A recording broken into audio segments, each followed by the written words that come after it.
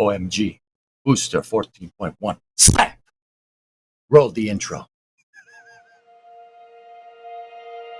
And here we go.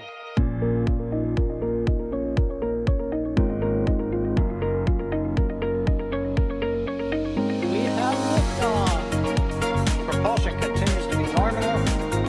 R68 chamber pressure looks good. Following up. Roger, roll, planet. Water towers fly! Yes! Echo down to nominal. Fighting downside FD off. Bring in FD off. Off. It's orange! 145! Oh my god! Decollage. What do you think? Put that in the big bag, 343 unfolds to go. Indeed. We rise together, back to the moon and beyond. The methane would be igniting the flare, correct? Yikes. You dead? Sure. We don't need any more of these.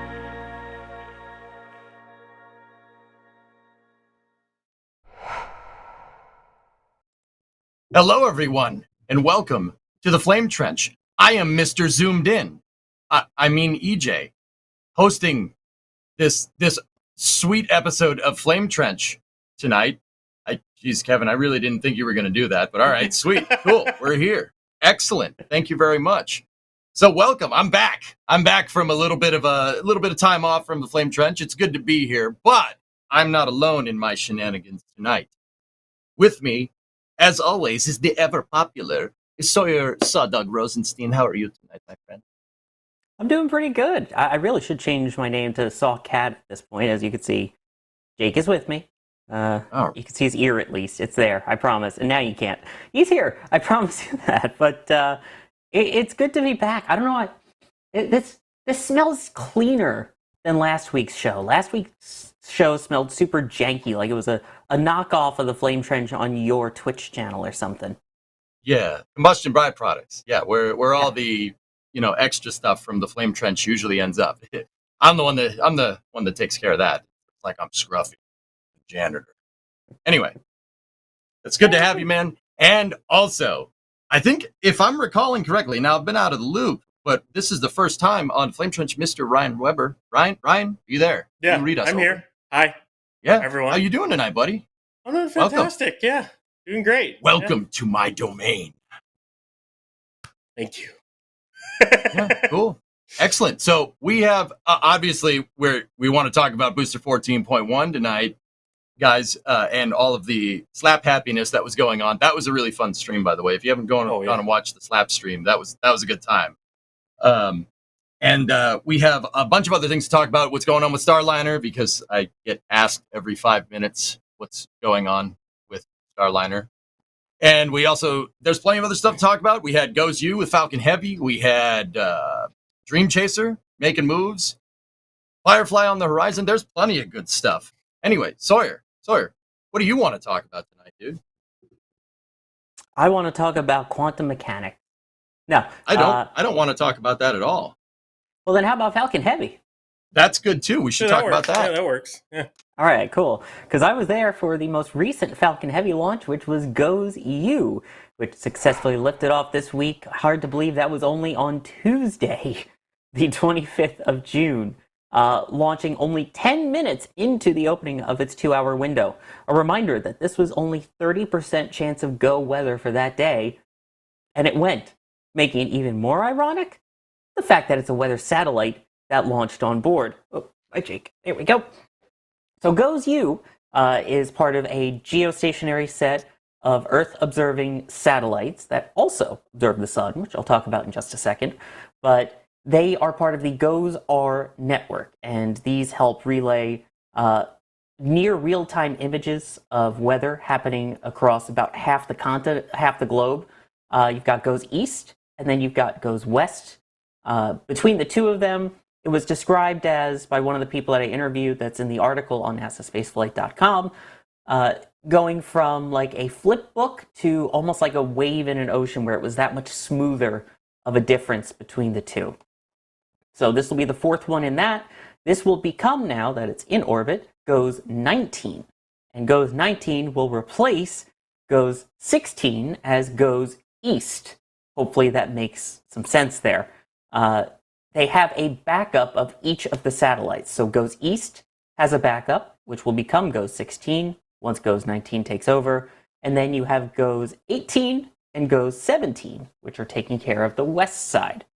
Now, in addition to obviously keeping track of things like hurricanes, weather, they have lightning that they can keep track. We're talking 500 frames per second worth of lightning data to get that in near real time. There's even a tracker on board that can track emergency warning signals from ships and have so far saved almost 150 lives this year alone.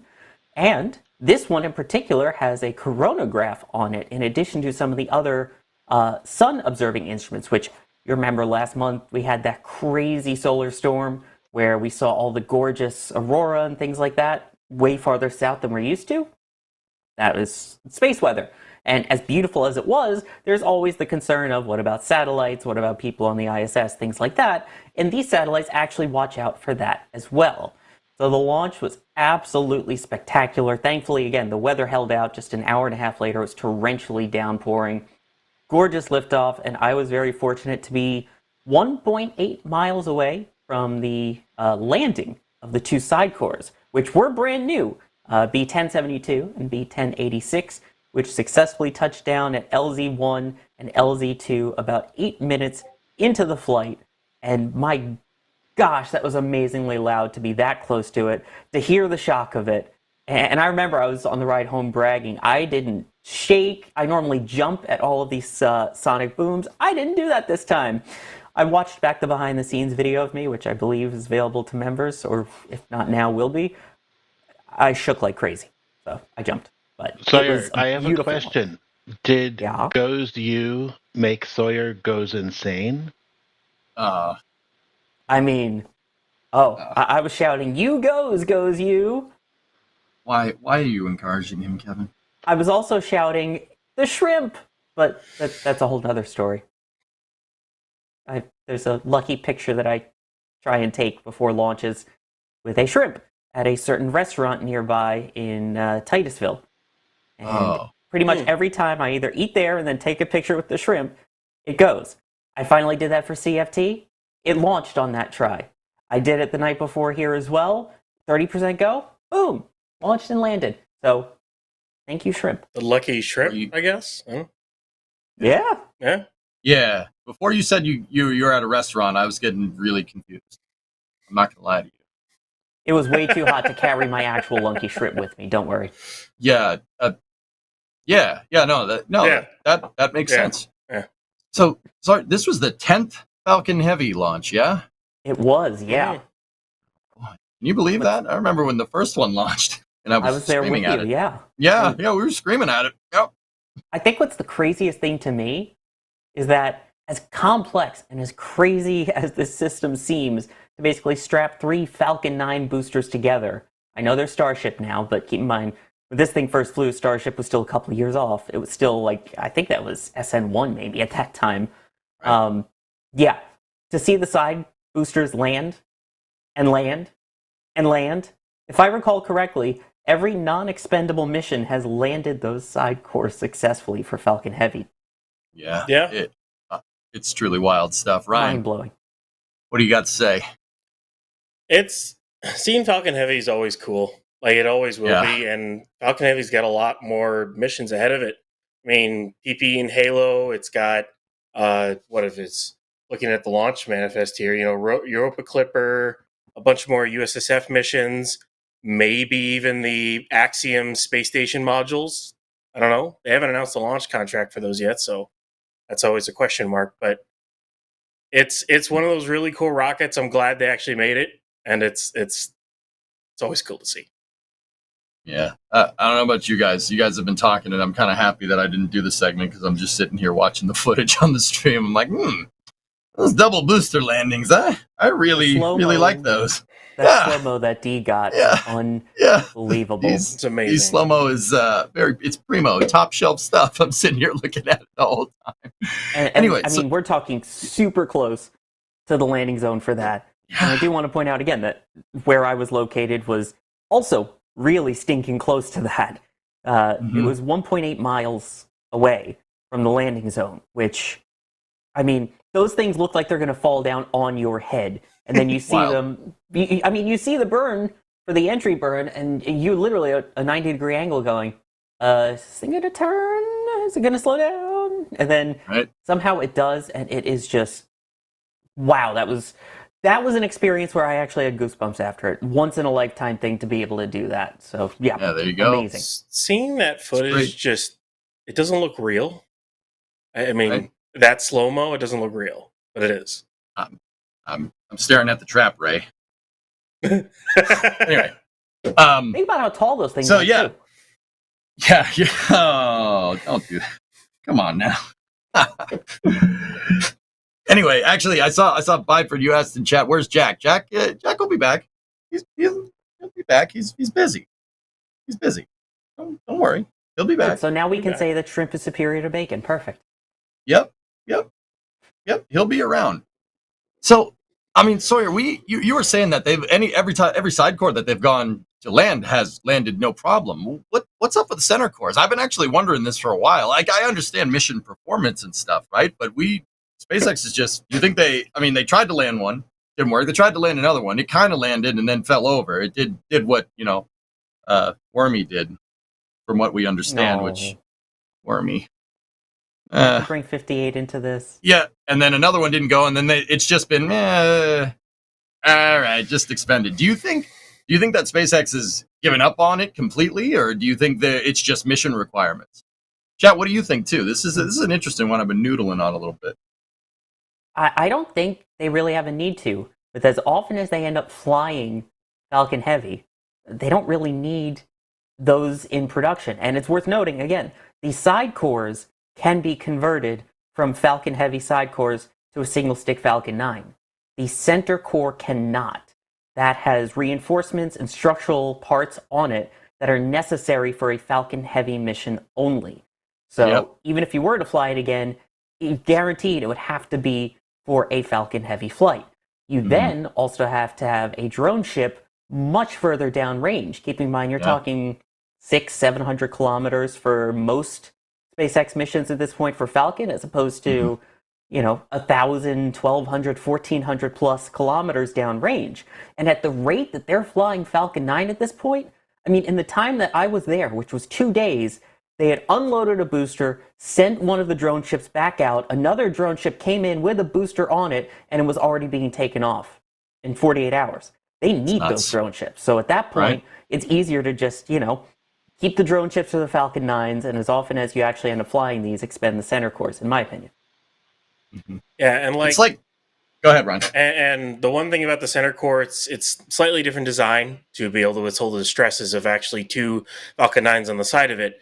And it goes through different stresses in flight as well. So the whole thing is it actually worth it to reuse that? Or the question is even if they were able to recover it, how long would it take them to reuse it? Or could they reuse it? Would it be too damaged to reuse? They don't even know that answer to that question because they've never been able to get one back.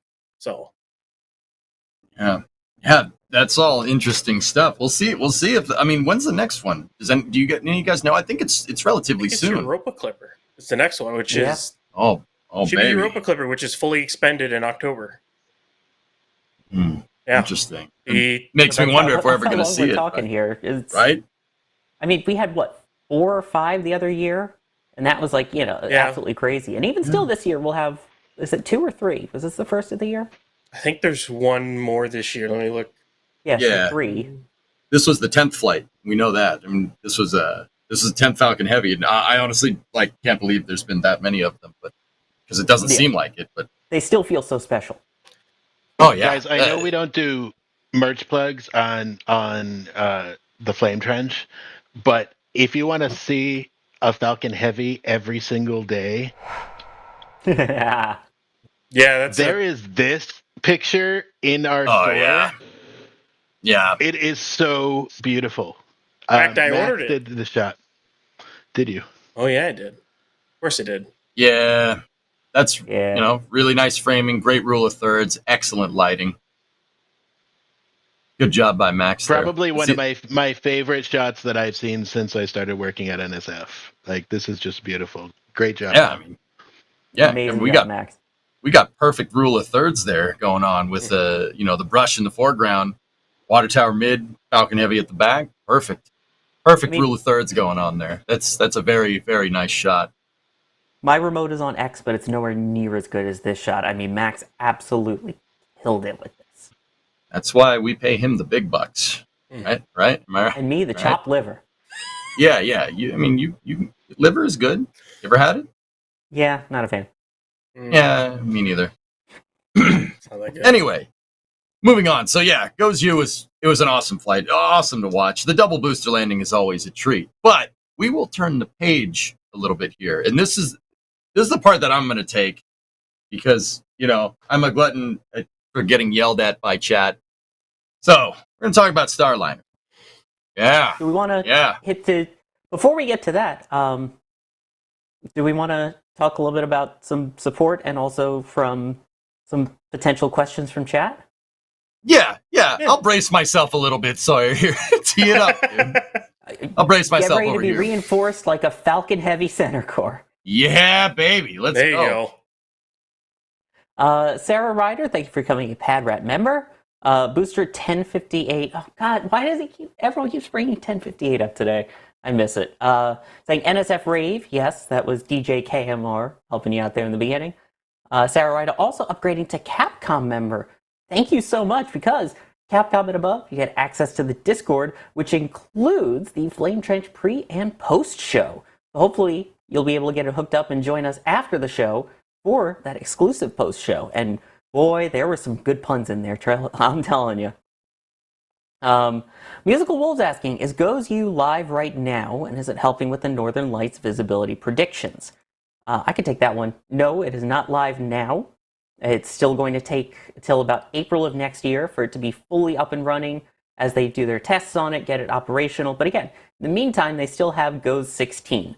So they have Goes East and Goes West fully functioning, looking from the coast of Africa all the way to trying to see Jack in New Zealand. That way you can also see where these storms are developing from. So off the coast of Africa, things like that. So it doesn't really see the Northern Lights itself, but it keeps an eye on solar activity as well. And just having the coronagraph is another tool in their arsenal there.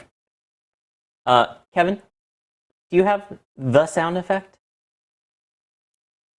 I got to make sure before I click the button. We are checking over. You might have to wait a second. I don't think I have it queued up. So skip over that for a second. Or go plan B question. Over. Plan B.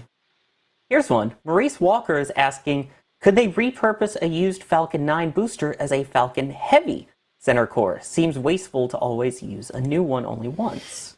EJ, you're the tech guy with this kind of stuff, with the mechanics. Yeah. So the Falcon Heavy center core, Ryan was talking about this and Sawyer too just a little bit ago. That center core is reinforced to be able to handle having two Falcon 9 boosters hugging it on either side. It needs to be a lot stronger because it's handling three times the amount of load that you would normally experience on a regular Falcon. So the center core is overbuilt. From what I understand, it's not. You can't swap it with a booster, nor could you convert a regular Falcon 9 to a center core because it has that reinforcement in it. Now, with that being said, with Falcon Heavy, SpaceX has taken Falcon 9s and converted them to center cores. And if I'm understanding this correctly, they took a booster and converted it to a Falcon 9 once, I think. Sorry, guys, I remember this off the top of my head. There's been a lot of Falcon 9 launches. But yeah, as far as I know, the center core, you can't just take a Falcon 9 and make it a center core. From point of manufacture, center core has to be made from the start because it's reinforced. It's built a little bit different. Well, there you go. And we also have some support here from, that's a great shot as well that you see there on the screen. Oof. Is that Max or D? That's D. That is D. That is absolutely spectacular. And what's also spectacular is the support we got from Ninja Decimator. Ninja Decimator. There we go. We can do that now? Thank you. Thank you for gifting 5 red team memberships. And while I wait for Kevin to actually show my launch pictures of any kind, Don't do it, Kevin. 9 Central is asking, No, I'm just... will the GOES satellite make the spaghetti model more or less Jackson Pollock-like? It may turn it more Andy Warhol, but no. Look at you. When I did an interview with one of the people that actually works with the satellite from NOAA, they said that even since they first launched GOES 16, the sort of width of that spaghetti model has narrowed down dramatically. Because you see, it starts going all different directions, it gets pretty wide. Obviously, the more narrow it is, the more certain they are. That has gone down dramatically since GOES 16 launched in 2016. And after this, in about 15, 20 years, will be GOES EXO, and that they expect to reduce it by dramatically even more. So there's still a lot to help with those spaghetti models to make them more refined, shall we say, more of what you would see in an Italian restaurant as opposed to a diner on the side of Route 9. How do you know what Route 9 is? The diners on the side of highways can be good still. I mean, you know. Yeah, but you're not talking that tight swirl that you see in the fancy restaurants as opposed to just a plate of spaghetti where the noodles are everywhere. That kind of thing. Yeah, you don't break the spaghetti, guys. No, I'm sorry. You just don't do that. Don't do it. Don't do it. You will hurt every Italian known as heart. Yeah, no. Spaghetti is supposed to stay whole. You can... I don't even have a transition, a segue for that. But Sawyer, if you can blame Adrian for not having your photos in the doc, but I have searched high and wide across the internets to find this. You mean my ex? Yes. There you go. See, there's Sawyer. my version of it too. Thank you, Kevin. What do you mean you search high and wide? You went to his roaming. Twitter account. Still a really good shot. Yeah. It was hard to find. What? I worked really hard. Yeah, it's my Proud of first, you, Kevin. my first tweet below my my pinned post. Yes, very hard. Nice. Anyway, Sorry, do we got any more questions in the queue? I think most of them at this point are related to our next topic, so I will let you take the flak now. Oh boy! All right, I'm putting on my gas mask. We're doing it, chat. We're doing it. No, I've been streaming a lot over the last couple of weeks. I mean, I stream a lot all the time, but I've been getting asked about Starliner. Are they stranded up there? Are Butch and Sonny stranded up there? What's going on? What's going on with these guys? Are they NASA's keeping them up there? They're stranded. We need a Dragon capsule to go up there. Now, don't get me wrong. I'm not going to say I don't want to see that, but I'm pretty sure from what I've been reading, the reality of the situation is that they're delaying the Starliner return because NASA is trying to learn as much as they possibly can about the service module. Starliner is having it encountered some helium leaks with its service module. It had one that was within nominal tolerances for taking off before they launched, and then they encountered a couple more on the way up to ascent. Now, here's the thing, all right? You could sit there and say, oh, they're stranded. I don't think they're not. They're not stranded. What's going on is that NASA is trying to learn as much as they can about NASA and Boeing is trying to learn as much as they can about that service module and where and why they encountered more helium leaks. Now, once again, there's a planned tolerance built into the design for helium leaks. I got bad news for you. If you think Starliner is the only spacecraft that leaks helium, you're absolutely wrong. Every spacecraft does. Helium's it's really hard to contain because it's so small. It has such a small mass. It'll leak out of everything. One Newton meter off in your 0.1 Newton meter off in your torque spec, and yeah, you're going to it'll leak.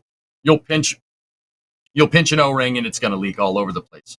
Now, once again, they take that into account because it's just one of those things that's just really, really tricky to solve, right? I mean, and stack that on top of spaceflight, which is really tricky in general. So NASA wants to figure out where and why they encountered those extra helium leaks. And that's the reason why they're delaying, because if they send them back down, you're going to be trying to trace a helium leak on a service module that doesn't exist anymore. You got to understand, Starliner has the capsule part and the service module part. The service module part is where where they're having some issues, right? And while the capsule is attached to the space station, it's basically in a safe state. It's basically a safe haven for the capsule right now. It can tap into the power, and that's an awesome picture. I think Matt Dominic took that.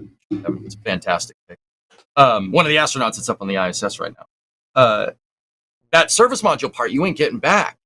And while the capsule's in a relatively safe state, i.e. when they can safe the helium systems and shut off the thrusters, they can sit there and they can try to figure it out. Now, obviously, you're not going to send somebody out there to EVA and go and inspect the service module.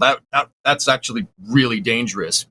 Believe it or not, like EVAing in a place that doesn't have handles and doesn't have spots for tethers is, yeah, you're asking to free float yourself, which is not a good idea. That's super dangerous. So they wouldn't go out and do that. But now, at least the capsule is in a safe configuration, and it's a configuration that's well understood. And that's really, really important to understand. Understanding the configuration that they're in a safe state right now, it can help them kind of backtrace it and figure out when and where these helium leaks happen. Now, trying to troubleshoot a capsule that's going 17,500 or 17,500 miles an hour or 27,500 kilometers an hour well on the ground is a little bit difficult, especially when you can't take the thing apart. So they're taking their time. Starliner is designed to stay up there for a long time, so it's not too much of a big deal staying up there for an extra week or so. I'm sorry, I remember when we did combustion byproducts, you said that they did that with Dragon. I mean, albeit for a different reason, but it shows the flexibility of the spacecraft, right? Yeah, there is one caveat, though, that's worth noting in terms of Starliner versus the DM2 mission. It's that the batteries on board Starliner, for this particular flight, they verify them for 45 days in orbit. They've been up there, I believe it's 27 or 28 up to this point. So they still have time. And in fact, today they were discussing the potential to be able to raise that to 90 days for this flight if needed. So, yeah, they plan for it to be able to stay on the ISS. They plan for this extra timing. Maybe not necessarily for the same reasons, but they do plan for it. Yeah, exactly. So they're using that extra leeway time that was planned just in case something like this happened to understand what's going on with that service module, because if you decide to end the mission now you have no service module. So while the hardware is there, you might as well take a look at it. Right? So you really want to make sure that, I mean, you want to make sure you understand what happened with this, not so much try to figure out a way for people to get home. Like they already know how to get home. They can go home anytime. They're inspecting. They're trying to learn as much about that module as they possibly can. Like, as a mechanic, thinking about having a leak or an issue with a system, and you don't have access to that system, or at least you can't have hands-on access. You can't go look at it. You can't do any of those things. All you can do is run ops checks on systems, whether it's on the ground or while it's in space, as they talked about. They wanted to fire a thruster at White Sands. You're trying to figure out an in-flight issue on the ground without access to the actual module. That sounds like a nightmare to try to figure out. It's not fun. Like, it really does. Yeah, and then it's really difficult to try and backtrace it and figure that out. But anyway, yeah, that's what's going on. Sawyer, if you want to move to the questions here, and Ryan, one thing I do want to address first. Yeah, sure. Go ahead. We had the press conference today. Oh, yeah. Okay. So, yes, they finally gave an update on what's going on currently with the situation. Again, that's where we have the clarification. They are not stuck. There have been a lot of clickbait headlines. I've been trying to scream this from the mountaintops. They are not stuck. One thing that they are now going to do, though, is they have activated their thruster test stand that they have at White Sands Missile Test Range in New Mexico. So, with all the things they've been seeing on board with Starliner, they're going to go ahead, they're going to retest the thruster on the ground just to be 100% sure that everything is good to go as they expected and will be fine. One thing they pointed out is that hopefully everything's 100% on the ground, and if so, they send them home. But if it's only 80%, let's say, because they're still docked to the ISS and they are set up on board the ISS in a way, this is a relatively recent thing, that the ISS is set up so that Starliner can actually fire its thruster while it's still docked. We're talking for maybe a second max, so it's not super long. but enough that they can then test that data, compare it to the ground data, and be 100% confident, hopefully. So a lot of it's going to depend on that thruster testing. There were questions of when did they actually activate the thruster test, and it took them a little while to tell us that they had activated the test range, which they were already doing apparently anyway for the Starliner 2 vehicle. But I do want to point out a lot of that info was told to our Ryan Caton, who got to ask that question while he was in the phone briefing today. And testing that thruster over in White Sands, they'll want to test it just to make sure it works, but you can't always replicate all flight conditions. I know that from experience. You get a write up from a pilot, something's wrong with the plane.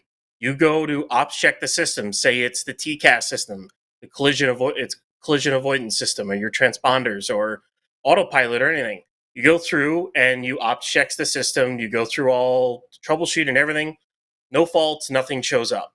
So you sign it off and send it on its way. Well, then it comes back again.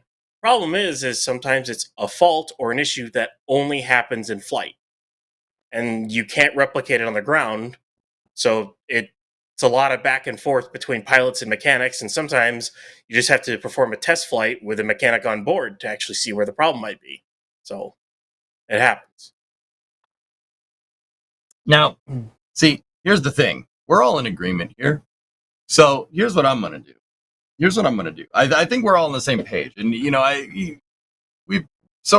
mean, and Ryan, I'm not sure about you. You said you've done, you know, you work on planes and stuff, right? Like, we don't want any bad juju during a mission, right? And I know it's weird for us to sit here and be like, no, everything's fine. Well, why are they delaying it then? So here's what I'll do.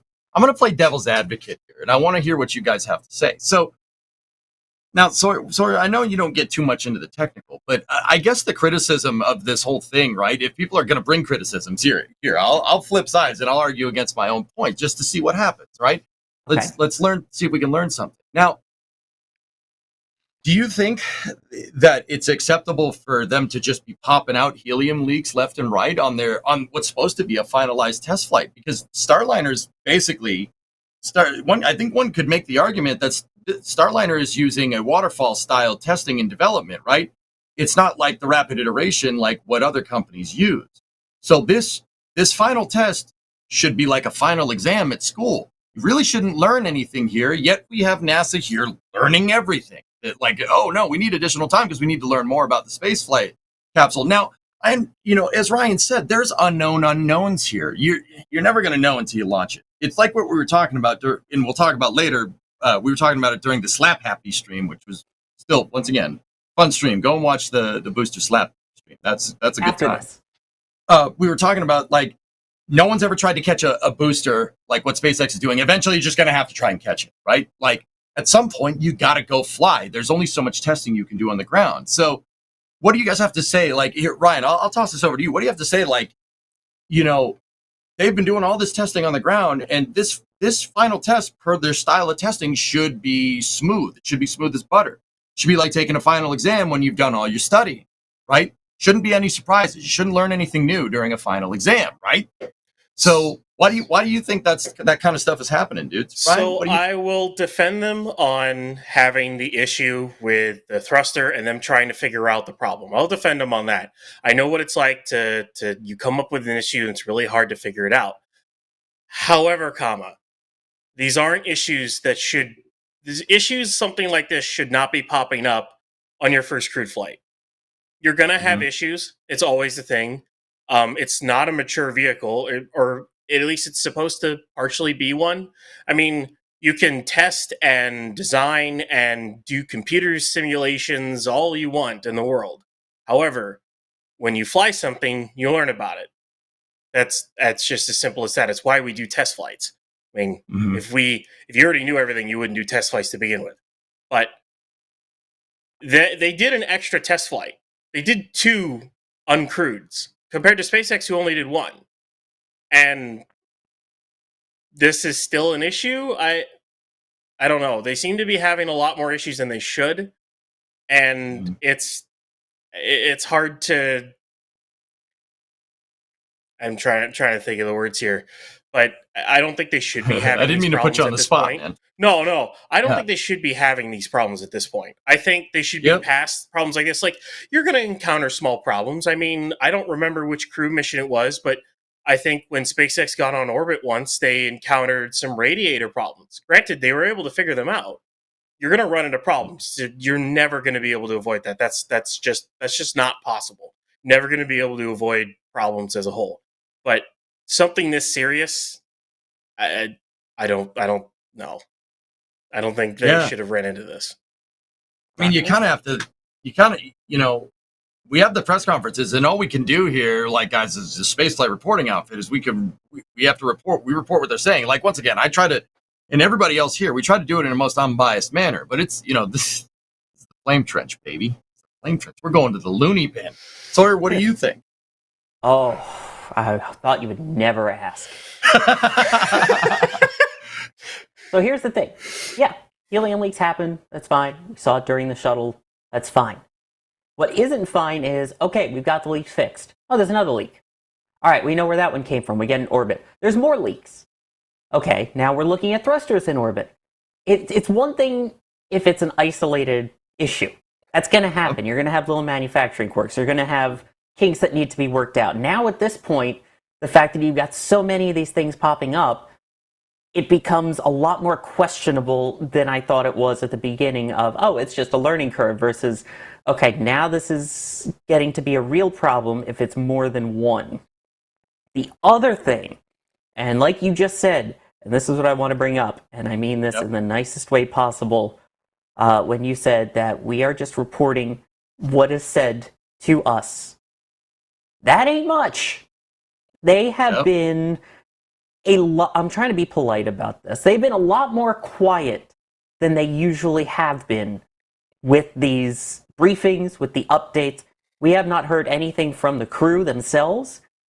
We finally just got an update today, which was bundled in with other announcements related to the International Space Station program, even though obviously that's the main focus. And I do want to thank the people that were on that press conference. People from, I mean, we're talking major outlets here, ABC News, CBS News in the United States, in addition to some of the other respectable online space news outlets that are basically saying, hey, we want to report your info, but you're not giving us any info to report. So if we've got all these people shouting, hey, they're stranded on the ISS, and you're not coming out and saying, no, it's not, until all the way now, days later, by that point, it's spread so far on TikTok with automated AI voices that no one believes it anymore. So I think that there are definitely more issues than there should have been with the spacecraft. Is there more going on that we don't know about? The silence brings up questions about that. I will say that. The fact that they had activated the test range for this thruster, I believe they said as early as the 10th or the 12th. We're talking 2 weeks ago here. So it's a lot now that I question. I don't question the safety of Butch and Sunny. I don't question that for 1 second. I know that these teams would never do anything to put their lives in danger.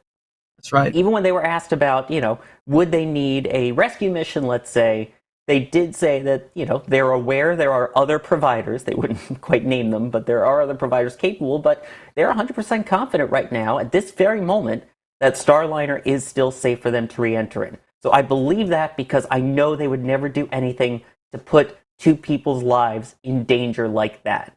As for the feasibility of the spacecraft and its systems for future flights, now I'm a lot less confident than I was in past flame trenches. And I'll get off my soapbox.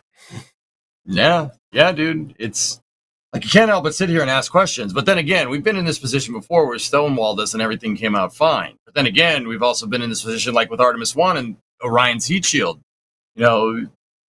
They did the Artemis 1 missions. They're like, yeah, Orion performed great, except that it has a huge chunk of its heat shield missing that we didn't think would be missing, but it is.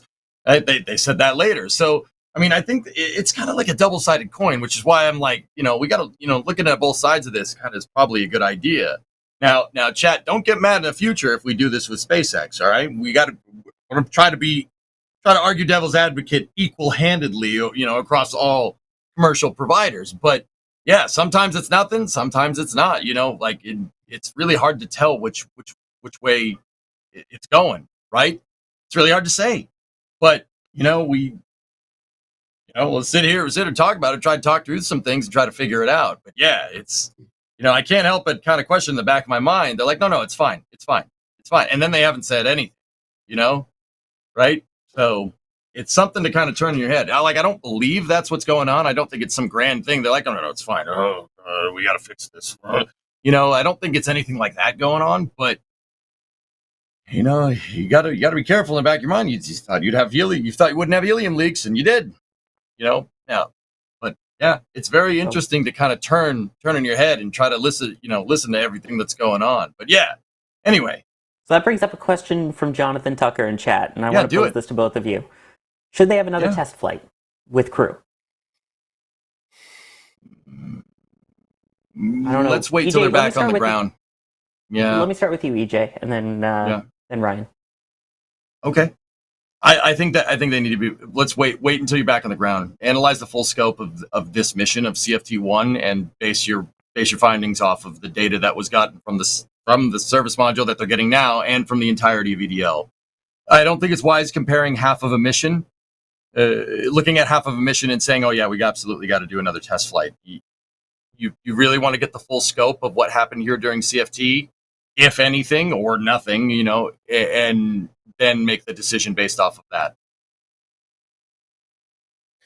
Yeah, they need to. Chad is savage, dude. It should never fly again. Anyway, Ryan, go ahead. Ryan, what's your thought? I would say finish this flight. Whatever data you're still going to get from the service module, get it. Fire your thruster, however many times you need to fire it, but finish this flight out, look at the data, and then decide. Because, again, they've only completed half the mission. They've only just docked to the ISS. They haven't undocked, turned around, kicked off the service module, and then come home. That hasn't happened yet. So there's still data to get, and they still need to get it before they make any decisions on that. Right, and then I did see a question already, people asking, what about, Crew 10, would Starliner 1 still fly planned for the first mission of 2025, or would that be a Starliner 1 flight? That was asked in the press conference, and it's the same thing of, we'll have to see what the data is, we'll have to see everything when we come back and see what certifications and reviews need to be done. Because, spoiler, they're going to have to do some reviews. They've already announced it. They've said that they're going to have to look into things and, get the sign-off for the next flights. So, we'll see. Yeah. Anyway, I see a lot of spicy takes in chat. I think we should turn the page to something a little more uplifting. How about, like some support. Yeah, do it. Do it.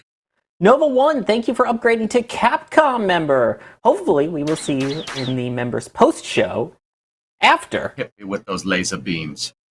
That wrong person, but okay. Nova, thank you, though, very much for upgrading. We appreciate that. Bideford, thank you for gifting 5 Red Team memberships. Russell, getting an item from the store, saying, always love supporting y'all. Keep up the great work. Let's see what you got. Oh, Max's photo. Nice. Good call. Morton, thank you for gifting 5 Red Team memberships as well. Arrow Bane. Thank you for gifting a Red Team membership. Anonymous, also getting it from the store, saying, why is it taking me so long to buy something? And it's not even for me. Happy birthday, Paul Francis. Oh, that's very nice. And then Luca Babnick saying, oh no sound effect when I actually pause for one. There we go. Saying, evil EJ be like, I'm not going to play devil's advocate. Hey, I like stirring the pot, guys. What do you want? It's fun. Anyway, I like doing that. Stir away. Oh, dude, stirring though. I will stir the pot back over to you. It needs more seasoning. Oh, all right. Let's go get some onion powder, a little bit of oregano. Let's get a little stamminki on there. We'll call it a day. And we don't break the spaghetti in here, okay? No. Does evil EJ not have a beard? Is that evil EJ? Because the evil one would have a goatee. but Not Evil doesn't. So is it the opposite now? We talking like, mirror universe? I think. Go ahead, Sawyer. I was going to say, in evil EJ, the hair moved from his face to his head. On regular EJ, moved from his head to his face. Oh yeah, no, yeah, that makes sense. Yeah. I'm the good one. Yeah, okay, that's yeah. right. Yeah. You can believe me. Right. It's totally fine.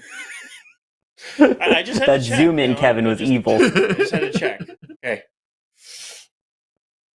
Yeah, no, it's good. Anyway, something a little better. Ryan, listen, what's going on with Dreamchaser? What's up with that? I know we know it's down the Cape. What else we got? Well, I mean, it was kind of expected, especially with, there's been a little bit lack of updates with Dreamchaser, as well as, always wondering. Tori's saying, and other people are saying, "Oh, it'll be ready. It'll definitely be ready for Cert 2 flight." And then of course, and then on top of that, ULA asked for I know they've asked at least once or twice, maybe a couple of times from Space Force, whether or not they can not have to do a cert flight, another certification flight before they go to USSF missions. But Space Force said, no, you need to do two certification missions. So, well, now that Dreamchaser is not flying on Vulcan Cert 2, it's probably going to get pushed to, I think it's Q1 at least of next year at this rate, which means they need another payload for Cert 2. And, well, as far as I know, there are no customer payloads ready. Kuiper sats aren't ready. So I think that leaves a block of concrete? Is that basically it? Hey, I'm sure that's useful on orbit to someone. Yeah. Essentially. Or something. Yeah. I mean, you can attach science to concrete. Sure, you could. Put a solar panel on it. Put a battery on it. Why not? Yeah. Well, you know why you would want to put a science experiment on that? Oh no, here it comes. Because then you're guaranteed to get concrete evidence. All right, where's the Clippers? Evil EJ's coming. Evil EJ's coming. And he's gone. Bye, EJ. I'm back. Just kidding. A little bit. Just maybe a little. But yeah, I should also add, while I was at the Cape, it was cool actually seeing the Vulcan for that Starliner, that Cert 2 flight for Vulcan coming through. That thing's big, and it may not be the prettiest foam job, but it does have some cool foam on it that continues in that swoop pattern, and I love that they kept that for this one. So just throwing that out there. Good stuff. So, Sawyer, do you think Starliner, or not Starliner? Nah, I did it too. Nice. Do you think Dreamchaser is going to go this year? I mean, Ryan, you said next year. Sawyer, what do you think? I think next year as well. Again, the fact that right now I feel like the main thing is to get that Cert 2 flight done so that they can get the certification, and then get a couple of operational flights in as well as quick as possible so you can get that certification as well for those DoD and military contracts. Those are the big bucks. Those are the ones that they really want to get that contract. So I have a feeling that it's going to be whatever they can get out quickest at this point. So right now, the quickest is the block of concrete. You do the block of concrete. And then I agree. I think it's going to be early next year, just at the rate at which Vulcan is processing, and the fact that they also have all of the other Atlas V flights that they need to fly out with Kuiper. I think we're still a bit away. Yeah. I mean, Uncle Sam definitely has deep pockets. Definitely gonna want to make sure you get his approval there for sure, right? Yeah, it's not like he's dictated any other spacecraft designs or anything to specifically match payloads for, the U.S. government or anything. Shuttle. Man, you went right for the jugular on that one, huh? I have no chill tonight, in case you can't tell. All chill is gone. I had x-rays today, must have gotten radiated out of me. I don't know. Right, yeah. Away from Sawyer. Yeah. No, I like spicy Sawyer. This is great. Spicy Sawyer. Spicy Sawyer is great. Oh, yeah. Better than spicy bacon, apparently, after talking to D. Oh, geez. All right. Well, I mean, I don't know about you. I want to see Dreamchaser fly, but it's going to happen when it's going to happen, right? Such a cool vehicle. yeah. I want to see this thing fly. I really do. Right? Yeah, me too. But how about it's time to slap? Oh, slap. Yeah. Slap booster. OMG. Slap booster. So, sorry, go. Okay. Booster 4 has a question here, actually. What config of Vulcan would be flown with the inert payload? I don't think we know exactly yet, do we? What was, and in comparison, the configuration for Dreamchaser?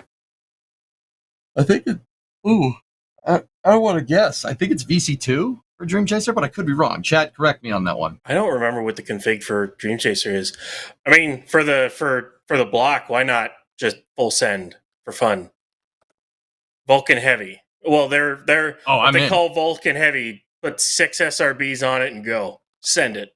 I mean, why not? I'm not gonna say I don't want that. That's pretty awesome. Let's see. I believe it is VC4L. Yeah, over in Twitch chat, they're saying VC4. Thanks, Phil. So that would mean that it would with be the long fairing. The very long fairing, yes. Yep. I mean, Dreamchaser with Shooting Star on it is not tiny by any means. So very long fairing, Centaur, and then you would have 4 of the SRBs, which can go up to 6, by the way. Yeah, the Vulcan VC6L really, or just VC6 can really pack a punch. That's a lot of power behind it. Yeah, good stuff.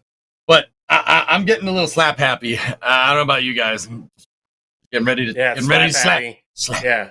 I'm making you wait. Too bad. You're making me wait. Please. I want to talk about it, man. No. First, I want to thank Oh, it's on. It's on. First off, I want to thank Lone Star Texas Tornado, though, for becoming a Pad Rat member. Lone Star. RC Horseman coming in and gifting an amazing 10 Red Team memberships. Thank you so much, as always, RC Horseman. We love seeing you. Worth the horn. You know what? RC Horseman should get 2 horns. Another one, please, Kevin. Thank you.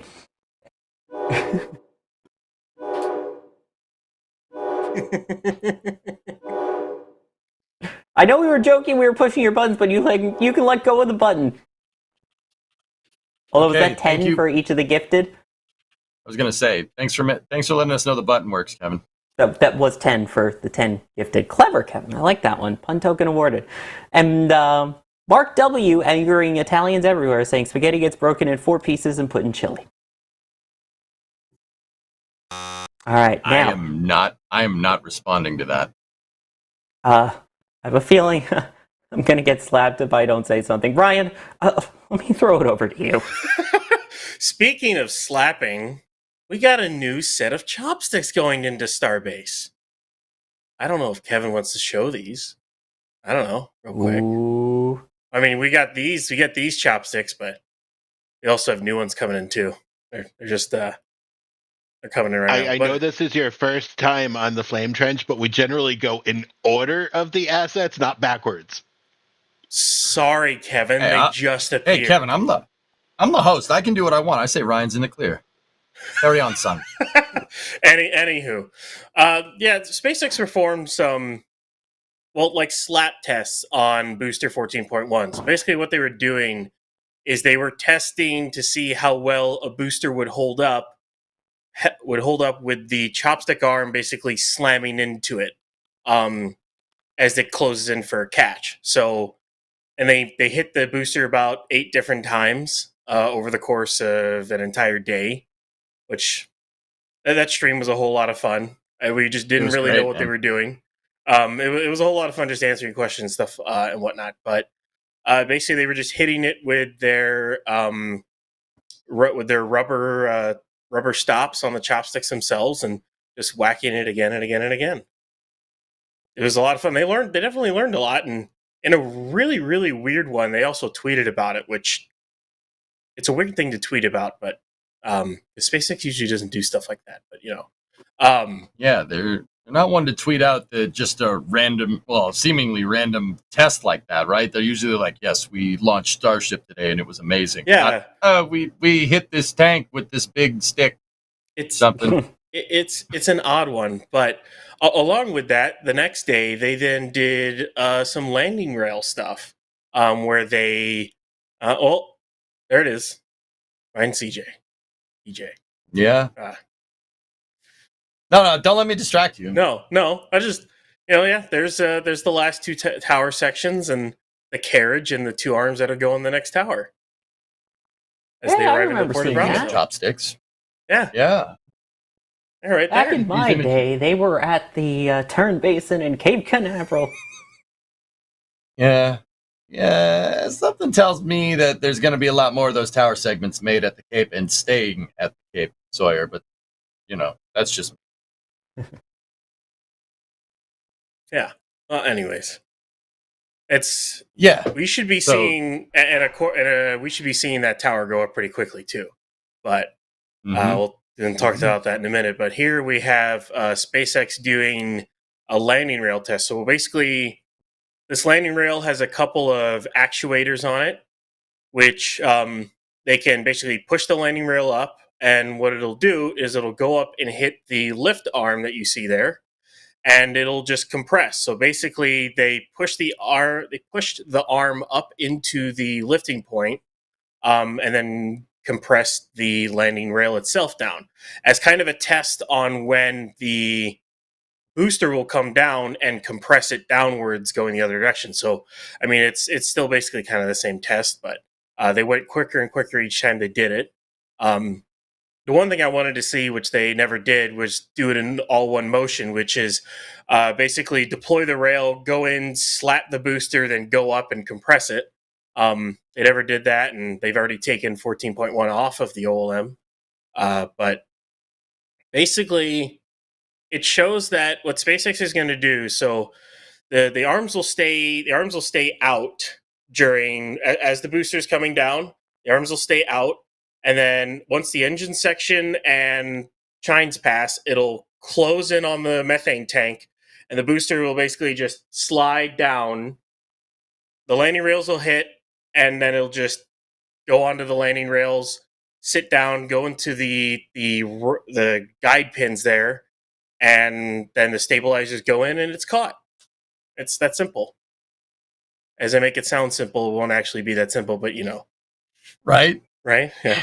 Yeah, we're seeing these just weird tests where you see a piece of GSE hitting a test article. I can't recall any test in any aerospace project that I'm privy to ever doing anything like this. Maybe except for destructive testing, like overpressurization tests with HAB modules or something, right? Like you don't really see stuff like this going around. But then again, you don't really see people trying to catch rockets with GSE now, do you?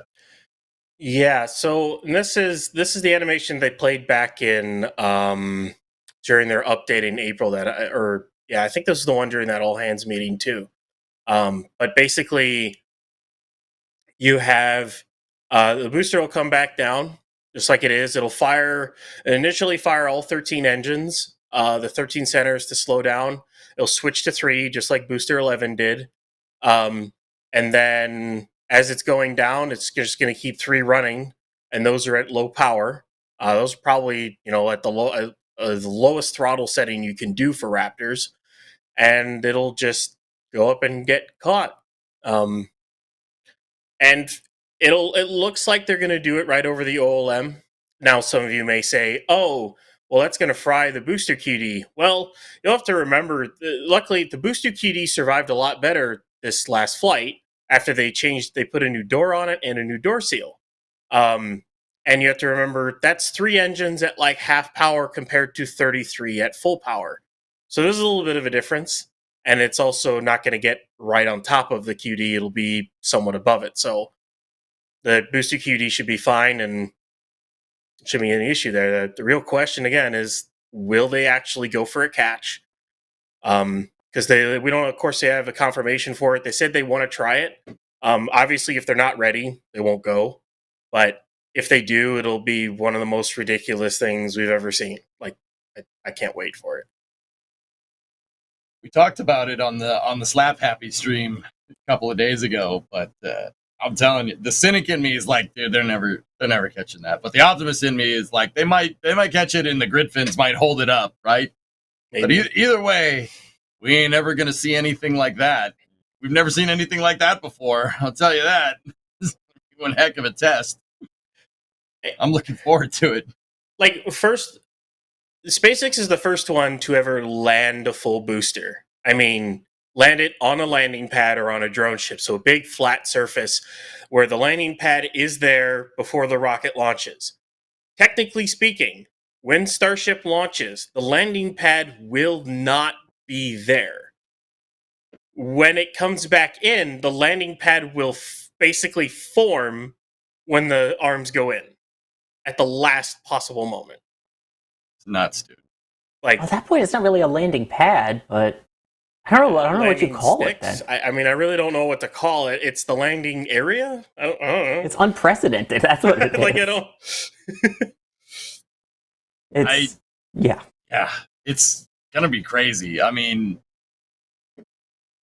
I would call it a runway, I guess, at best. Like, because you have kind of a threshold with the chopstick. You know, the booster can move towards the tower or a little bit away, right? We know that they can move it laterally closer or further away from the tower. We've seen them do it, right? If anything, sorry, like, I would call it a landing pad. It'd be a runway, right? Like, chat, what would you guys call it? I mean, but it doesn't. I think it needs a new name because it's not a pad. I mean, a runway, you're not putting down wheels and rolling across it. That's right. Every runway I know. This is pins that go into a rail. Like, I mean, yeah. You know what? I'm just gonna call it ball in a cup. Ball in a cup. Booster in a cup. Let's hope it's ball in a cup and not one of those like ping pong paddles with the string on it. Yeah. I mean, which would you rather have? Ping pong paddle, bouncy ping pong paddle, or ball in a cup? I mean, they're both easy to miss. That's the concern. Okay. All right. Yeah, and chat says Crashway. By the way, Ryan, what are we looking at on screen here? This is the FCC license for Flight 5. So it says here it's the first stage booster will either return to launch site or perform a controlled water landing. So they have options. Whether or not they if they think they can pull it off, they'll do it. If they don't think they can, they can't. The biggest caveat to that is that the license itself does not have a return to launch site. That is a soft splashdown. So it'll most likely need a license modification if they actually do want to go for a catch, which shouldn't be that difficult to get, considering they don't need a mishap investigation this time around.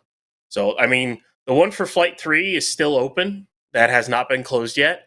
But that should not affect Flight 5 because, Flight 4 went a lot better.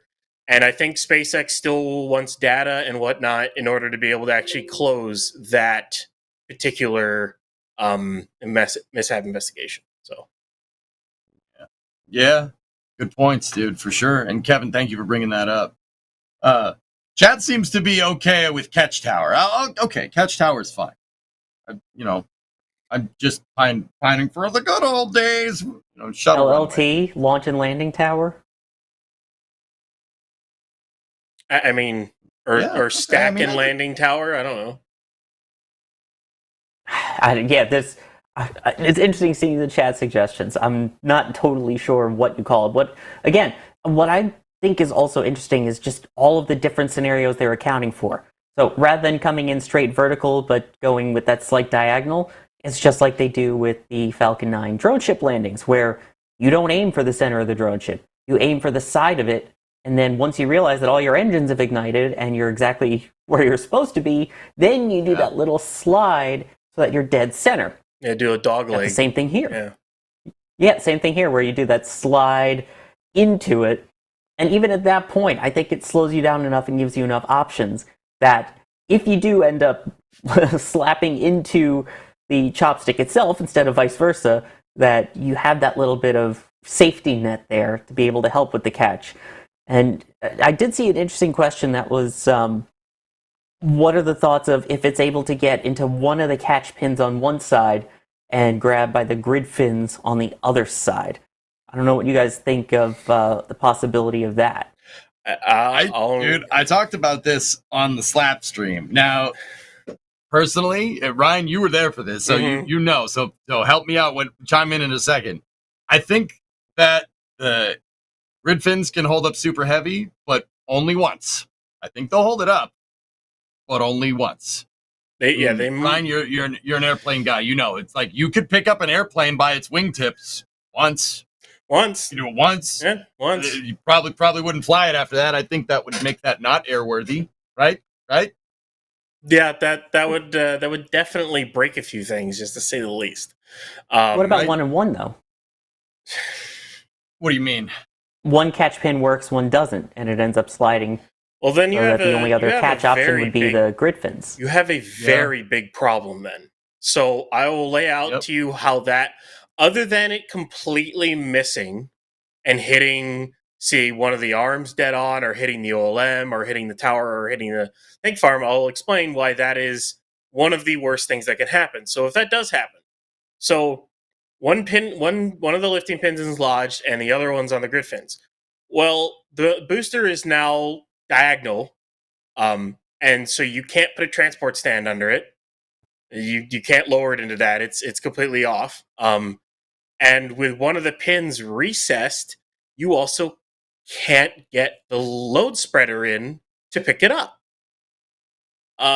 So you are then left with I mean, you might be able to get in there, but I don't know because you're kind of in a position there where the booster is now stuck, and have fun getting that unstuck. Like, the only thing I can think of is they'd have to cut the booster in half and then use a Whipple tree load spreader and pick it up at the forward dome.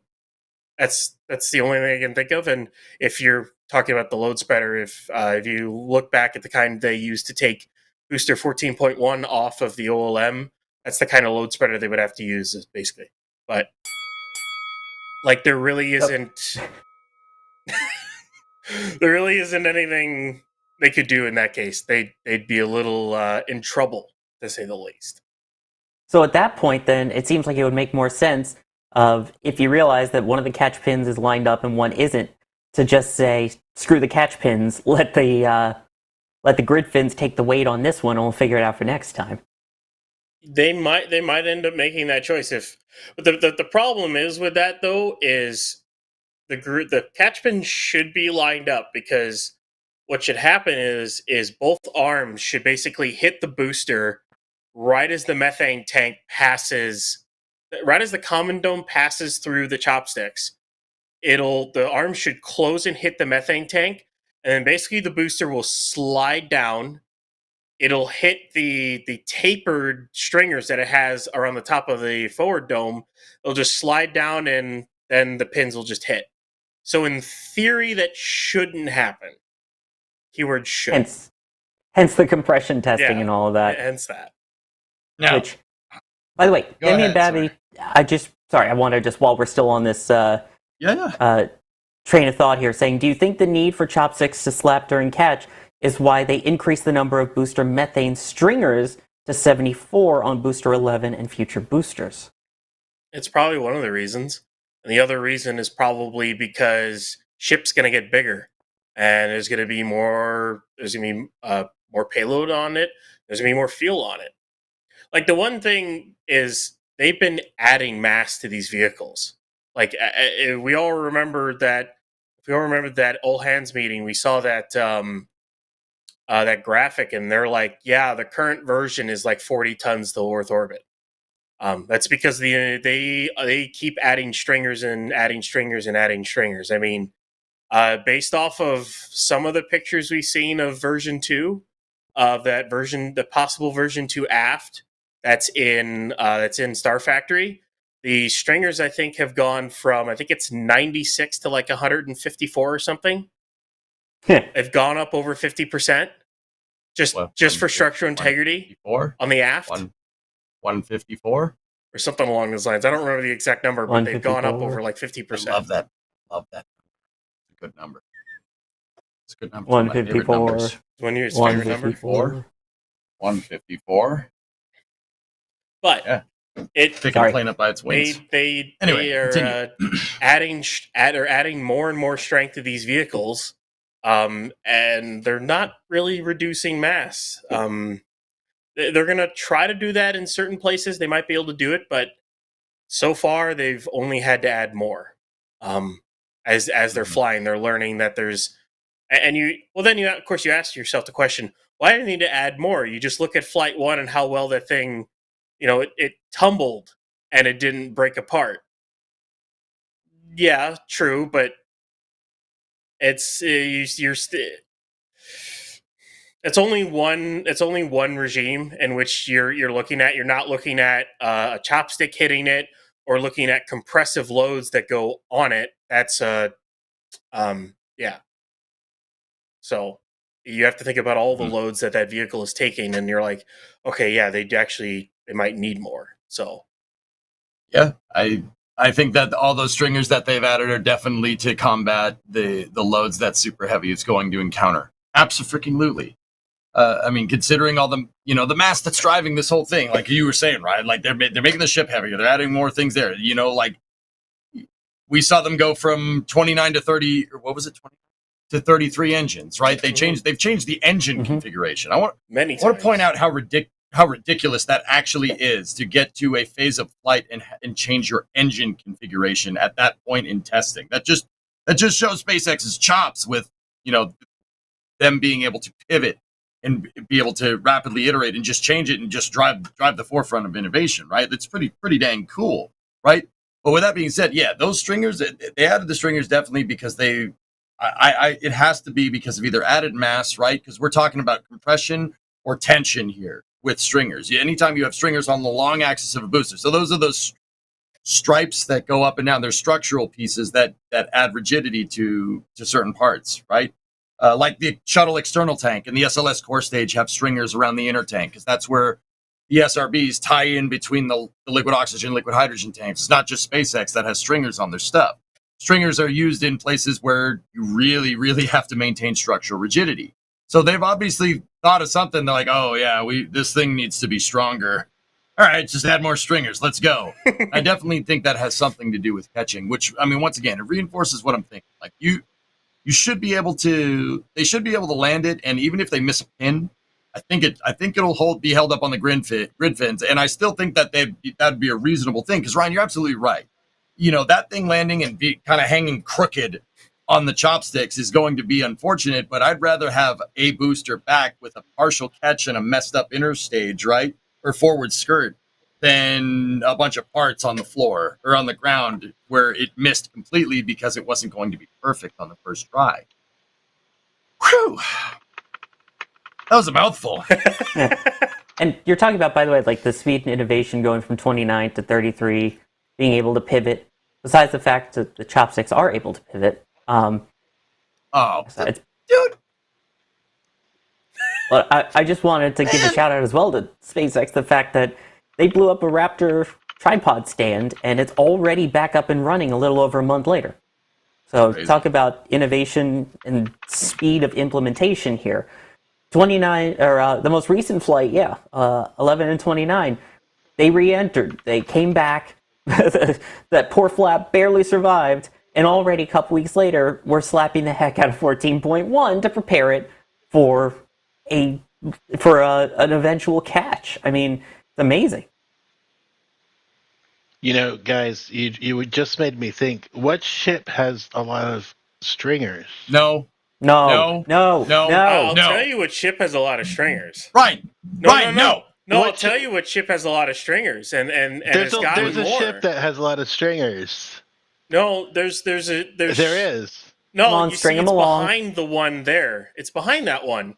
Like ship 32 has gotten more stringers since since past ships. I mean, like if you look at the ship behind ship 32, that's 20, man. Oh man, 20. If they tried to fly 20, oh boy, I don't know how that would have ended. Tried to fly booster 4. If they tried to fly booster 4, they wouldn't have been able to fully fill the propellant tanks.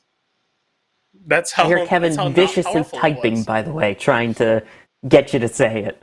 But yeah, you see the ship behind the, I don't know what that is, that silver thing there. Yeah, that ship's got a lot. It's got more. You mean the strikers best and ship, stuff. ship 26? Yeah. Why are you like? Speaking of booster 4, there's its aft section off to the side there, and if I remember correctly, that's BN2. If I remember, it's BN2's tank just sitting there as a water tank. Yeah. Man. That's the Sorry, longest no one said the name, surviving, so we don't get the other than music. Starhopper's the longest surviving piece, but that's like the So second actually, longest. everybody, chat had actually Hey, heard the look at- music. look at you that. didn't. Hey, no. I think we need to go to the support queue here. The one that just went in. Alex Physics with the €5 tip. This fund is for is to keep Kevin from mentioning Ship 26 every 10 minutes. Thank you for the support, Thanks, Alex. We Thank you appreciate so it, Yeah. buddy. much. Very Thank you. nice. We couldn't do what we do here without you. Yeah. Yes. I mean, NSF, it'd be really hard to operate kind. without Alex, not gonna lie, though. Oh, I made sure to have that ready to put up on screen quick. Support queue. There it is. There it is. Look. Yeah. More Ship 26. Excellent. Oh, and I mean, just for those of you who actually do like it, I do hate to break it to you. Once Mega Bay 2 comes online, it's going to roll right in and get sliced in half. Yeah. It's going to get sliced and diced. I think 20. I think 20 will get it as well. And actually, based off of some of the FCC filings as well, it looks like 32 isn't going to fly either. So once Mega Bay 2 gets up and running, there might not be anything left in the rocket garden. I think we need some Ship 26 fan club in the chat, please. Thank you. I am going to rejoice the day they cut that up. I agree with Jay. We need a dedicated stream for scrapping Ship 26. Oh, yeah. Yeah, I'll host that absolutely. stream. Yeah, with I'll be pleasure. on it. Yep. Yeah. Oh, look, they're ripping it apart. Oh, that stinks. Oh, the guy's throwing it in a dumpster. Oh, look at that. Oh. Admittedly, What I is kind of that? wish. I kind of wish they were using that for testing to beat that up first, just to slap it because. But yeah. Well, I mean, they would have to. The problem is, it wouldn't actually be a good enough analog for it because it's a different tank structure. But that's why they use. Well, yeah, because S26 isn't good for anything. That's why. I mean, it did static fire on the Massey stand, but that's about all it did. You say the deorbit burn, but 28 did it too. So whatever. Guys, look at it this way. They scrapped SN15. A flown test article. Yeah. 26 is doomed. 26 Doomed. is not surviving. Doomed. Doomed. No, Sorry. it's doomed. Yeah. What rails? We'll cut it up with diamondium. Yeah. Anyway. But, So. Were you going to say something, EJ? I was going to say, so when do you think that Flight 5 is going to happen? You mean do we think it's going to catch it? Because Ryan, you were showing that FCC thing a little bit earlier. Do you think they're going to modify it? I mean, Elon says they're going to go for it. Ryan, what do you think? Well, the real question I also have is they did modify one side of the chopsticks. It looks like they have not showed that the south stick can do the really, really quick movements, which are basically as we can. If their plan to catch is what I think it is, it's necessary that it's able to do that. Which means it either needs a new actuator or it needs to be hooked up to the hydraulics a little bit more. So either they do that now or they do it after a supposed booster 12 static fire. That shouldn't take them too long to put that in. So yeah, that really shouldn't take them long. Maybe 2 weeks to fully replace it, hook it in, and test it. So there's that. But in terms of the long lead item is going to be Ship 30. They are still doing stuff with its heat shield. They've taken a lot of the heat shield off, and they've started to put on the Pyron, blade of material underneath. It looks like some places are just getting the Pyron and then getting the tiles back on. Some places are getting a little bit beefed up tiles with better gap sealer. Some of it looks like stainless steel like tape. It's kind of like speed tape, but it's not aluminum. It's stainless because aluminum wouldn't survive that well under reentry heating. It'd melt pretty quickly. And then like the tank sections, they're getting 4 layers now. You get the Pyron stuff, you get felt, and you get a mesh, and then you get the new tiles. So there's still a lot of work to be done on Ship 30, and my guess it's still going to take them another month or more to finish it. So, and then not only that, they replaced an RVAC. So unless they're just going to fly without testing it, they need to roll it to Massey's to either do a spin prime or a static fire. So there is that they still have to do with Ship 30. It's not done testing yet. So I putting all that together, I'm saying mid to late August. It could even push to early September. I wouldn't be that surprised. But if people say, "Oh, that's so long away," well, I hate to break it to you, but Flight 6 is going to be even farther.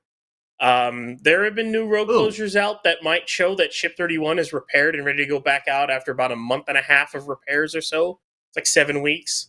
And then, well, it's still got a cryo, and then it's got to get its engines. It's still got a couple months of work left on it. So they're only going to do 2 more flights this year at this rate. So, but yeah, as you can see, there's still a lot of work to be done on Ship 30 there. So yeah, again, I think I agree with you. Like you mentioned, that's really the long lead item. I think all of this testing that they're doing for the catching is just kind of a bonus here. I mean, obviously, if they have the time while they're waiting for the tiles, might as well do all your testing now. Might as well start working on building your second tower. Might as well get all of these things done while you have the one item that you're forced to wait on. So hopefully that means they'll be able to perfect all of the catch techniques so that possibly catch during the flight becomes a definitely catch during the flight. But I hate to be the pessimist here. I think we're looking very early September, like first week September, potentially, for that flight. Again, I hope I'm very wrong. I hope it's sooner. But just given the work that has to be done and the work that wants to be done as well, I think that we might still be 2-ish months away. But I thought it was supposed to launch July 4th. Oh, please. That'd be awesome. 12 hasn't even static fired yet. I mean, if a certain ship wants to explode on July 4th, I'm okay with that. Because that's basically what would happen. It would explode on reentry. Yeah. I have removed people before. Well, what if I said that I have to read support cube messages first, and then you can kick me? They could actually follow through on their overpressure notices. What did Sawyer say that was so wrong about seeing a July 4th explosion? What's so wrong about that? Huh? Before we continue with your questions, because I know we have a lot more questions to get to, I do want to hit these before Kevin kicks me out. All right. I think EJ just tried to talk while muted, maybe? I don't know. No. Look how he was talking and not saying anything. Maybe Anyway, Space Watcher 1, thank you for becoming a Launch Director member. That is one of the highest members of support that we have here. So in addition to being able to join that pre- and post-launch show, Flame Trench show in Discord and things like the Bacon stream too, but you also get your name at the end of this show. So one of the many benefits, so thank you very much. It's people with this kind of levels of support, and any level of support for that matter, that allow us to do what we do. B1058 saying, RC Horseman, the hero we have but don't deserve. Been very generous with the support throughout the stream. So yes, thank you, Booster 1058 from the grave. Space Duck Dad saying, it's really just a rocket catwalk. It'll slide slowly down to a stop on a mark, and we'll all just stare in awe. Hopefully it doesn't do a spin. That's all I can say. Spinning is a good trick. We've got Booster 1058 as well saying slap 26. I agree. Telstar86, thank you for gifting a Red Team membership. This was the question I saw earlier about from Drunar saying one of the arms misses the catch pin. Can one stick hold up super heavy? And how would they get the booster off the stick? So that was the question. I apologize for not bringing that up. But yes, thank you for that. And let me get rid of this spam message here from some guy named D-Wise. Something about some ship being the best ship. Anyway. Back to you, EJ. Yeah, that's what was that last one? I don't know. I cleared it already. Oh, jeez. Oh, that stinks. Oh, wow. It's all right. It's a good thing that we don't know who this random weird D-Wise person is that totally doesn't do amazing slow-mo stuff here for NSF, but has terrible opinions in ships. Yeah, that opinion in the super chat was not very wise. That one. Yeah. You're gonna say stuff like that? I'll pun. I don't care. That wasn't me. That wasn't my pun for once. I don't care. I'll do it. You want more of this? You don't, do you? Think I'm proud of that? Think I'm proud of that, D? Dang. You are proud of it, EJ, aren't you? You should be. Actually, should be. I'm proud of D's slow-mos. Oh, yeah, no. Like, I watch those and I'm just like... Those are amazing, as always. They produce amazing work. They really do. Yeah, those are pretty good. Anyway. They're pretty good. Never heard that one before? Yeah. I bet that was the first time ever, D, right? Like, I bet that was the first time ever. Okay. What do you mean? That was so brand new and original. I'm going to go uninstall. No. Kevin. Anyway. Also, well, congratulations on your first super chat on a live stream. Oh, jeez. Wow. Oh, you put it up on the... No! We're so honored, D, but... no. Let me see. Right click, timeout. How long can I do? Look, all I'm saying is that Alex paid more to have, in his opinion, was better. So that's true. Just saying. That's why that one stayed on the actual ticker longer, the part that matters. Just putting it out there. Okay, Kevin. All right, you can get this off the screen immediately. Wrong side. There we go. We should push it off with the chopstick, you know? Yeah, slap it it away. There we go. Slap. What kind of weird transitions did we have for that? Anyway, it's gone. Let's see. Yeah, check it out. There we go. Here's an interesting question because we obviously talk about this slap. But the question now that we've seen them slap it, at least 8 times, and then do the squeeze testing, do we know how damaged 14.1 got after this? And do you think this would change Booster 12's fate? Ryan, I'm going to throw that one to you. I know people thought they saw a crack. It doesn't look... It's hard to tell if it actually is one. But what it actually looks like is basically residue from the pads that was just left on 14.1. It looks a little weird, but it doesn't look like I don't think it's a crack. The problem is it's hard to tell. I haven't really seen any really up close, high res stuff of it, so it's kind of hard to tell. But as far as I know, it's not damaged. Even if it was damaged, they can reinforce that area. That's not something difficult to do to reinforce the area where it'll actually go in and slap. So it's not really the end of the world. It'll buff out. It will buff out. Actually, and Ryan, back in the day, like in the kind of Wild West days of Starbase, didn't we see SpaceX buff a dent out on a ship by just pressurizing it and popping the dent out? I seem to recall that happening. They've done it with boosters too. So it's been done. In the past, it'll buff right out. Like Booster 4, Booster 7, and some of the earlier ships, they definitely they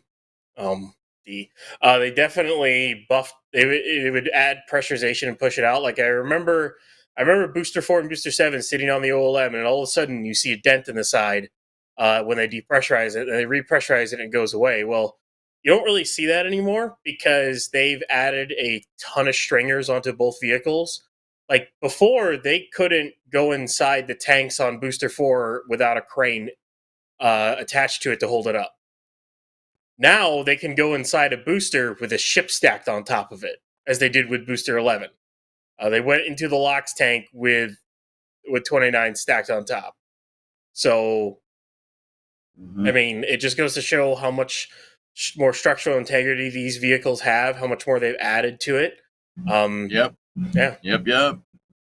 It's good stuff, man. Good stuff. Sorry, do we have any more questions about, like, before, like, I think we actually covered a lot of freaking ground here on this flame trench.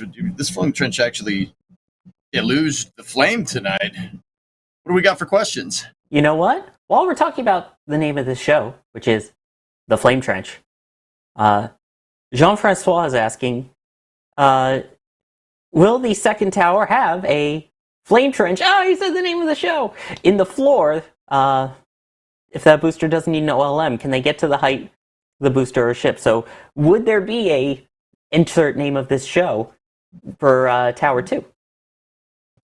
Well, that's an interesting one, because during part 2 of the Elon interview with Tim Dodd, who's love Tim, love his interviews, love his stuff. Tom Dude, the Someday Astro Man? Yeah. Someday Astro I love Man. that guy. Yeah. Yeah, he got that exclusive tour of Starliner. Oh, no, wait.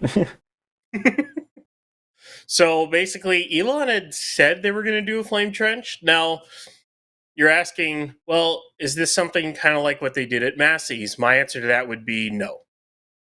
Based off what we have seen, they're doing a bunch of pilings for what looks to be a pile cap that's going to be around the tower. Now, they're not digging anything. They haven't started digging, and I don't see any equipment over there that would show that they're going to, dig into the ground or do a slurry wall or do anything along those lines to actually make a flame trench.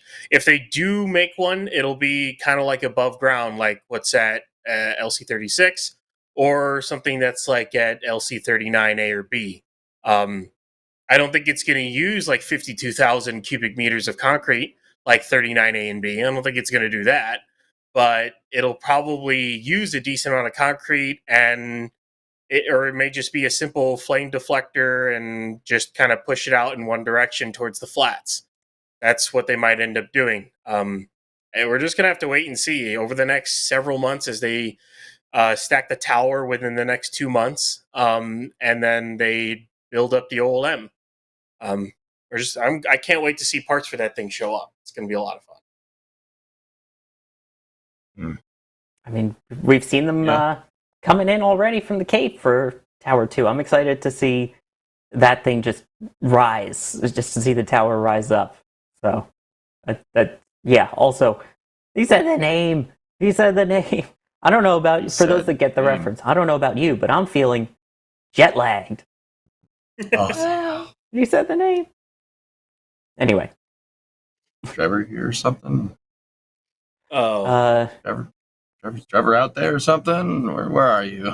Trevor out there. No, I mean, I could say it too if you want me to. I mean, but, No, I mean, that was more of a shout out to Wendover and their awesome thing that they have on Nebula. But anyway. Yeah, okay, yeah, that's fair. Yeah. Let's see. S. Stevens with the generosity. Goodness gracious. Thank you for gifting 5 Red Team memberships and for the $50 super chat. Only the 3rd super chat from them ever. Saying, just want to say thank you guys. Well, thank you. I mean, we say it, but I don't think it always comes across truly how genuinely we mean that we can't do this without the support. The number of cameras that we have, the number of people we have, the infrastructure that needs to be kept up for these, the networks, all the gear, everything. We love bringing you this stuff. You saw the Slap Happy stream. You see how much we love doing the Flame Trench. We love what we do. The fact that we get to share it with you guys is the best part of it. So thank you for being a part of this community. Every single one of you for watching, for liking, of course, the generous amounts of support like that allows us to keep bringing all of this content to you. Not just our, narrated content and our YouTube videos and the live streams, but the 24/7 feeds like Starbase Live. I mean, it's just, I get goosebumps every time I think about what I'm doing right now and the fact that you guys are actually giving us money to help bring this content to you. So thank you. I don't know why you're paying me. But anyway. Oh, we're not paying thank you, EJ. Don't worry. Wait, what? Wait. Yeah. What? No. Wait, you guys get paid? Well, darn. Oh, we Oops. forgot. You're the one that gets paid in Big Macs. Sorry. Mm. Call me fat? I ain't calling you a truther. Oh wait, no, wrong one. What the heck, man? Oh man. No, Jeez. EJ's not Ow. fat. Ow. Ooh, He's not fat. He's just from Boston.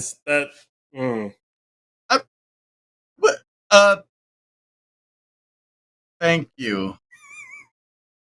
And then I have to say, because I like the second part of this message, the second ever live stream chat from DWise, saying, I would approve of a Ship 26 firework display, though.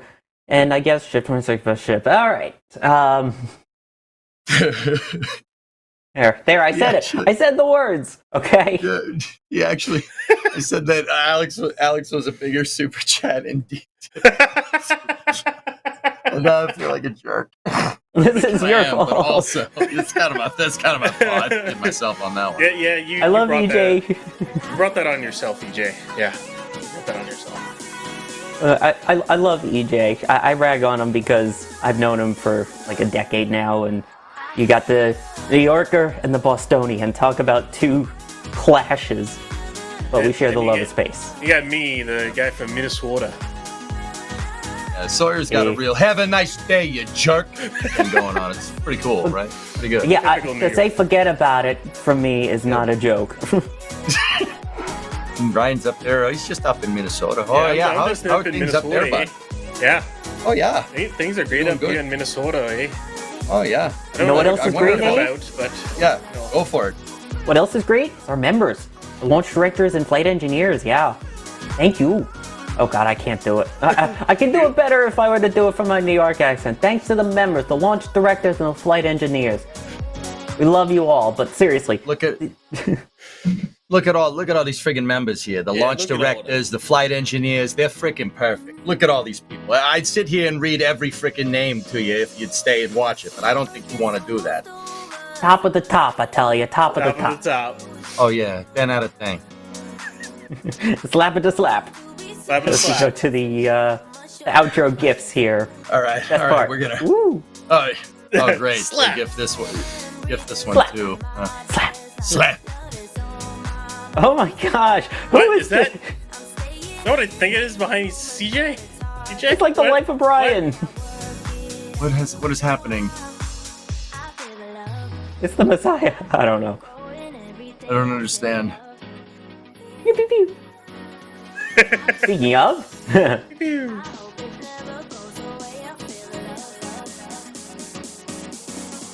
mean, that EJ side eye. Right? You like that? You like that eye? Well, you shouldn't. Hey, pointing That's to my himself side there. eye. What? I didn't have sunglasses, alright? I did the best I could. Oh no, you did all right. You did. If I had my sunglasses, I would have put them on, but they're not. They're not like right next to me. So. Gilmore, I'm the king of cringe. Haven't you realized this? Have you seen my gifts? Yeah. Hey, look at my gifts. You're gonna love these gifts. Look at them. Perfect. Oh my gosh. Run! Jack scare! Not a jump scare, it's a Jack scare. Is he on? Is he on yet? He's staring at yourself. No! Oh. We love you, D, but no! Oh no. You had to do that, huh? What? Well, let me at least thank some people just so I feel a little bit better before we go. Hellstar86 saying your continued coverage of all things space, bringing knowledge and entertainment to all the nerds. It's greatly appreciated. Keep up, NSF. Thank you, Telstar86. Keep transmitting data from space. We got Booster 1058 saying NSF is awesome, including the community around it. Thank you. And your joke was almost stolen there, EJ, by Bloodhound09 said, are they the slap chopsticks? Slap chop? Oh, yeah, there you Watch go. this. Watch this. You're gonna love my boosters. You're going to love my catch nuts. There you go. Oh, man. I remember those commercials. EJ, thank you for joining us today and for taking over the hosting part there. Wait a minute. I'm the host. I should be thanking you. What is this? You gonna come in here? Thank You gonna take my freaking host from me? No, thank you. I can thank you guys for coming up. You know, being on stream. Thank you for having me. Thank each other. That worked. Doctor. Yeah. Doctor. Yeah. Doctor. All right. Thanks, guys. Yeah. And just remember, though, that the person that graduates last from their class as a doctor is still called doctor. What? Oh, God, no. No! I refuse to be a part of this. See, I'm looking away from it. I refuse. That's... No. Here we go.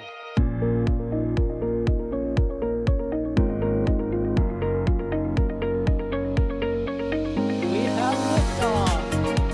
Propulsion continues to be normal. R68 chamber pressure looks good. Traveling up. Roger, planet. Water towers, fly! Yes! Tango down to nominal. Fighting downside FD off. Bring in FD off. It's orange! Oh my god! Oh my god!